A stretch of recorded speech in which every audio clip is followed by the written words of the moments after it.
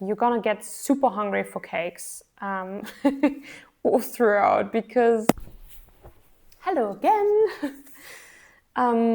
What an adorable read, this one. I've just finished reading this, like literally just finished reading it. I was just on the train reading the last few pages, and I thought I might as well talk about it while it's all still fresh. So let's dive into the details, shall we? Jenny Quinns' rise to fame. A little bit about the plot. Well, I think if you have a look at just the cover, it's kind of a dead giveaway. It's about baking.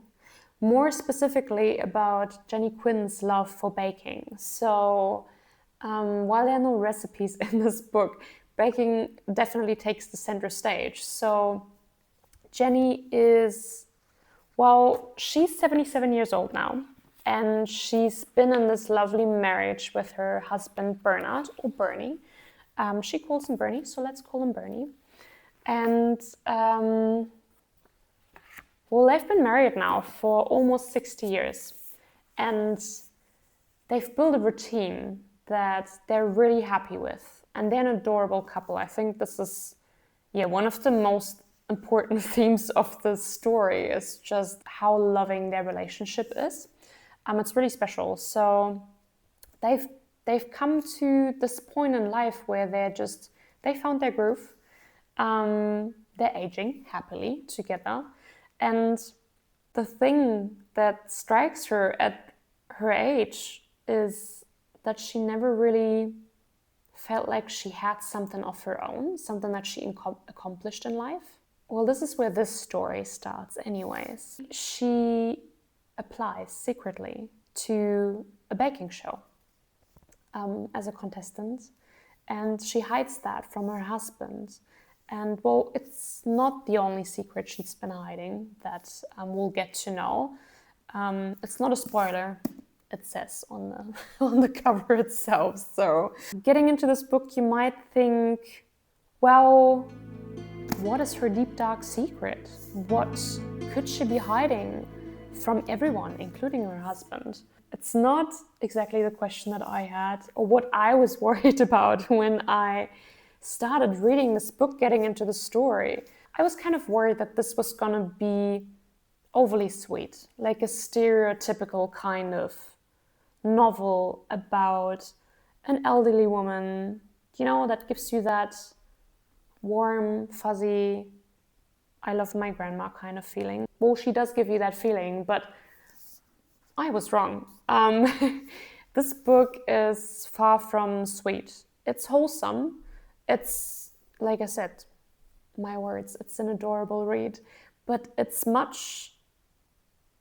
goes much deeper. There are more layers to it. And I think the way that the recipes that hold so much meaning to Jenny in this book are folded into the story.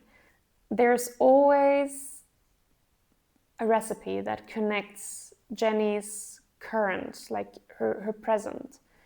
It connects her to a past memory, and what's connected to her secret in a way as well.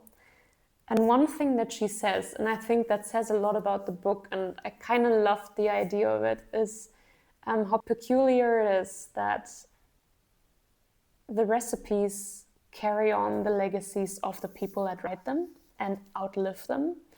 So I think in a way, this whole book, because of the way it relates to the recipes and the recipes that are important to Jenny, if she was a real person and this was her autobiography, I think I could say that is the legacy of Jenny Quinn.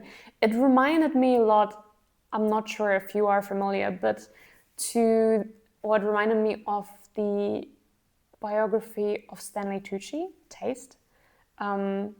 I liked reading that. It's obviously a very different thing because it's about recipes and how he relates to them, and it's kind of like a recipe book, which is not the case with this one. And I'm sort of sad about this. Like, I would literally get into baking. I know I'm nowhere near the baking level that Jenny Quinn would be. Not to say I don't have any talent in that department, but yeah, baby steps and stuff like that. So yeah, where was I? It reminded me of Stanley Tucci in a way that the way he relates to food, it made that recipe book feel very special. And it kind of I kind of drew the connection there because in a way, Jenny feels real. I don't know how to say it any better than that, but it's been very touching. And obviously, I'm not going to take away too much of what The Secret is about and all.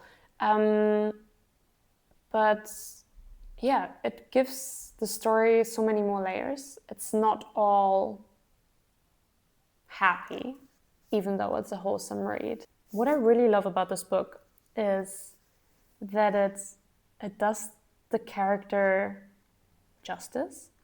I mean, if I'm like Jenny by the age of 77, I think, there couldn't be anything better than that. Well, she's an elderly woman, but it kind of honors the aging process or how you might feel at that point in your life. And it's not, well, it's so full of energy. I love Jenny's character. She's obviously wholeheartedly in her baking passion, but also the way that she carries love for other people, the way that she has so much joy in her. And well, obviously she's carried a lot of pain with her as well. But giving an elderly character center stage in that way, it's, yeah, I just think this is beautiful. It's beautifully written.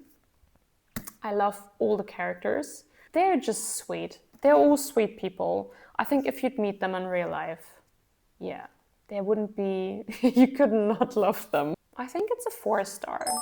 It's a 4 stars for me.